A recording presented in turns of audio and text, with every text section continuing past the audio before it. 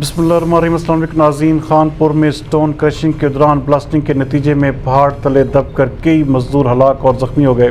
ہمارے bureau chief Tanveer Ahmad Tanoli کے مطابق اس بلاسٹنگ کے نتیجے میں مضافاتی پہاڑوں میں قائم کرش پلانٹ کی قریبی پہاڑی زمین بوس ہو گئی۔ مذکورہ پہاڑی پتھر توڑنے کے لیے استعمال کیے جانے والے بارود کے باعث کھوکھلی ہو چکی تھی۔ کرش پلانٹ مالکان کے مطابق ایک شخص زخمی ہوا جسے فوری طور پر راولپنڈی ہسپتال بھجوا دیا گیا۔ پولیس اور اہلیہ نے علاقہ کی بڑی تعداد جائے حادثہ پر پہنچ گئی۔ کرش پلانٹ انتظامیہ اور مزدوروں کا اس حوالے سے کسی بھی قسم کی مزید تفصیلات فراہم کرنے سے گریز بھی نظر آیا۔ عینی شاہدین کا کہنا ہے کہ واقعہ کے وقت جائے حادثہ پر 20 سے 25 مزدور کام میں مصروف تھے۔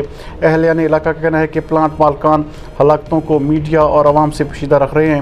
پہاڑی کے نیچے دب کر ایک ڈمپر اور 2 ایکسیلیٹرز بھی تباہ ہوئے۔ ناظرین، ویڈیو میں نظر آنے والے مناظر کے مطابق تباہ شدہ مشینری کے ساتھ لاتعداد مزدوروں کی موجودگی یقینی ہو سکتی ہے۔ ایس ایچ او تھانہ خانپور صدیق شاہ نے بھی پلانٹ انتظامیہ کے بیانیے کی تصدیق کی ہے۔